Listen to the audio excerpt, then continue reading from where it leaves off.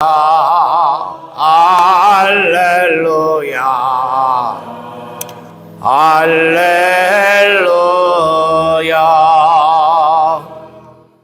주님이 말씀하신다. 내가 이 길을 선택하여 성별하고 이곳에 내 이름을 영원히 있게 하리라. 할렐루야, 할렐루야, 할렐루야.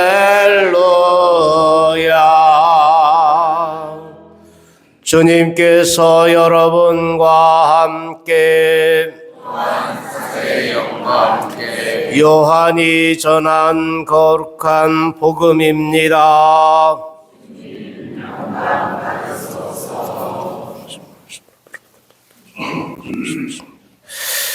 유다인들의 파스카 축제가 가까워지자 예수님께서는 예루살렘에 올라가셨다.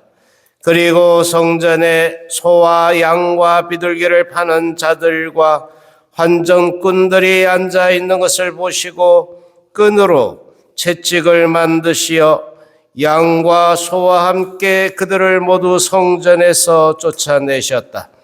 또 환전상들의 돈을 쏟아버리시고 탁자들을 엎어버리셨다. 비둘기를 파는 자들에게는 이것들을 여기에서 치워라. 내 아버지의 집을 장사하는 집으로 만들지 마라 하고 이르셨다.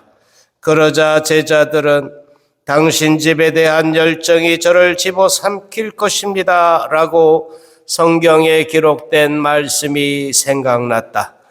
그때 유다인들이 예수님께 당신이 이런 일을 해도 된다는 무슨 표징을 보여줄 수 있어? 하고 말하였다. 그러자 예수님께서 그들에게 대답하셨다. 이 성전을 허물어라.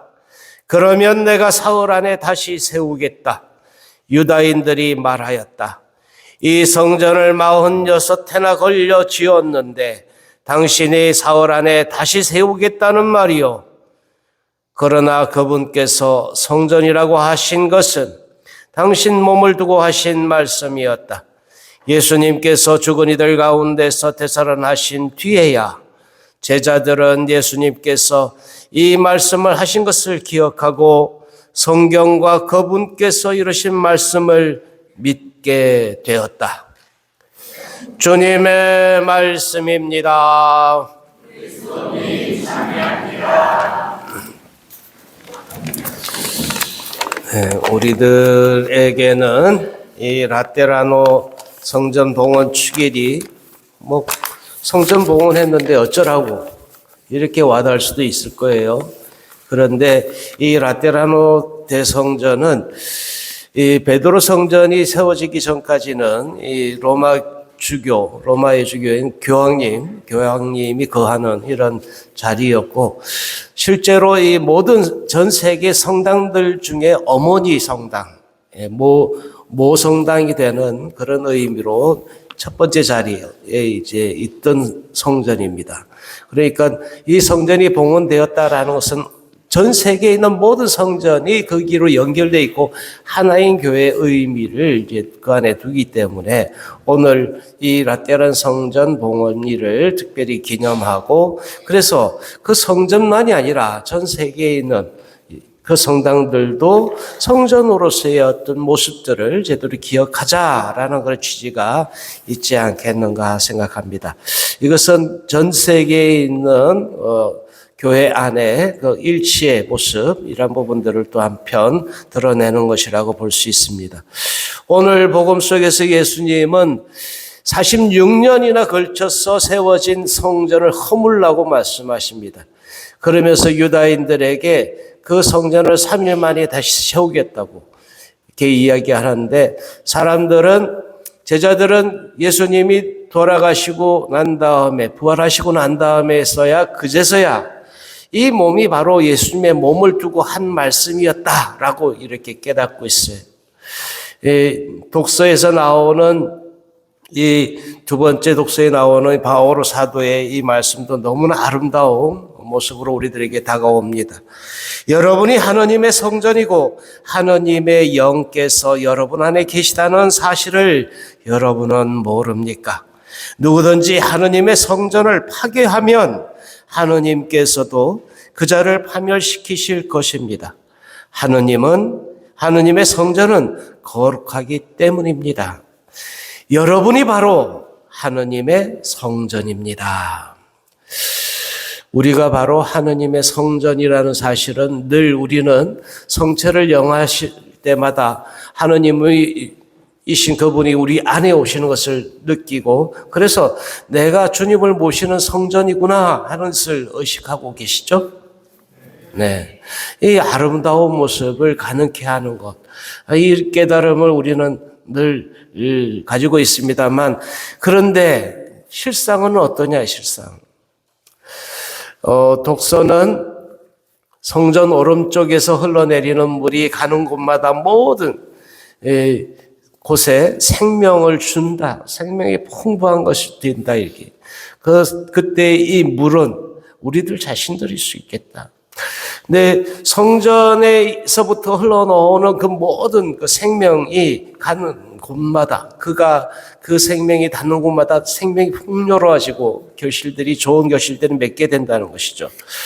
우리들 자신들도 주님을 모시는 성전, 우리가 늘 예수님을 모실 때마다 내가 예수님으로 변화되고 예수님을 모시고 있는 성전이 되는 것을 알기도 압니다만, 그러나 그때뿐이야. 영성체 할 때만. 영성체 할 때만은 아니냐 이거야. 그리고 저희 성당문 성당문 바깥으로 나가기 전에 자리에서 일어나면 새까맣게 잊어버리는 건 아니냐 이게. 우리들 각자에게 주어진 그 성전으로서의 거룩함을 내가 살고 있는 그 자리, 또 내가 활동하는 그 자리, 나의 삶의 자리로 가서 실제로 그렇게 살아가는 것이 필요한데, 근데 그렇지 않는 것. 내가 자리에서 미사 드리고 자리에서 일어나기만 하면 언제 예수님을 모셨지? 이래버리면 안 되겠다는 거죠. 내가 살아가는 그곳에서 이 거룩한 장소로서 아버지의 집, 기도하는 집, 아니 그 사람으로서 우리 각자가 그렇게 거룩한 하느님이 살아계신 그 집이라는 것을 기억하는 것, 이것이 또 한편에서 오늘 평신도 주일을 지내는 의미는 아닐까. 평신도라고 해서 성직자와 구별되는, 그래서 계급적으로 다른 신분을 의미한다고 보진 말아야 합니다. 대개 1년에 한 번 평신도 주일 하면 대개 사목회장이나 평신도 중에 한 분이 그냥 강론하는 그런 날, 이렇게만 생각하는데 사실 그건 아니죠. 성직자는 이 미사 때 전례적인 어떤 그런 사제직을 수행하는 사람이라고 한다면, 우리는 이제 나의 삶의 그 현장에서 더 구체적으로 그것을 살아내는 사람. 그러니까 더 치열하게 그 삶을 증거하는 사람. 예수님이 살아계신 예수님의 성전으로서 그 현장에서 사는 사람이라고 볼 수 있습니다. 그러니까 나는 하나님의 움직이는 교회다라는 것을 드러내는 사람이어야 하고, 또 실제로 그렇지 않는가. 또 나는 영원한 영적인 그런 기쁨을 선물로 받았다라는 것을 증거하는 사람이어야 한다는 거예요. 이게 바로 평신도이죠. 한편에서 다행인지 불행인지 모르겠습니다만, 성직자들은 교회 안에서 그러한 모습들에 보호받고 있는 사람들이지만, 평신도들은 보호받지 않은 그 현장에 싸움에 그 치열하게 싸워야 하는 그 현장에서 그렇게 살아내는 사람들이 아니겠는가. 그러니까 여러분들의 모습 스스로를 너무 비하하지 말아라. 평가절하하지 말아라. 그리스도의 세 가지 직무라고 할 수 있는, 삼중 직무라고 할 수 있는 그리스도의 사제직과 왕직과 예언직에 대한 그런 부분들을 나의 삶을 통해서 드러내는 사람, 그러니까 움직이는 교회로서의 모습을 증가하는 사람들이 바로 평신도이기 때문에, 여러분들이 그렇다는 거예요. 그것을 기념하고 기억하자. 우리들 각자 받은 그 소명은 다른 것이 아니에요. 바로 여기 있기 때문에 평신도로서의 자부심을 가져라. 이런 의미가 있겠죠. 네, 평신도 주일에 한 번쯤 이런 우스개도 필요하지 않는가 생각이. 우스개 뭐 썰렁한 얘기일 수도 있겠습니다만 어떤 교회의 그 평신도가 죽어서 천국에 갔다고 그래요. 근데 이제 이 천국에 갔더니 그 예수님이 그 사람을 보고 그냥 덤덤하게 왔어 이 정도로 이렇게 반가워하더래요.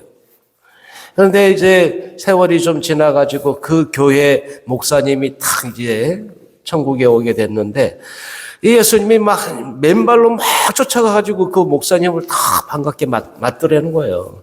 근데 그 광경을 보고 있던 그 평신도가 막 성질이 났어. 왜 여기서도 이렇게 목사님하고 평신도를 이렇게 차별하느냐고 예수님께 막 따져 물었다는 거예요. 그랬더니 예수님이 씩 웃으시면서 그러셨다는 거예요.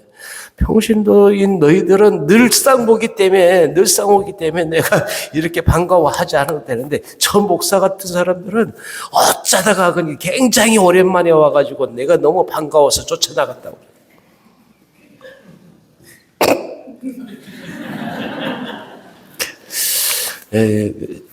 뭐 성직자들은 그만큼 보호받으면서도 이제 그렇게 살지 않은 경우가 많다. 뭐 이런 얘기도 되겠지만은 여러분 평신도들은 그만큼 천국 가기가 쉽다. 어떻게 보면 치열하게 살기 때문에 실제로.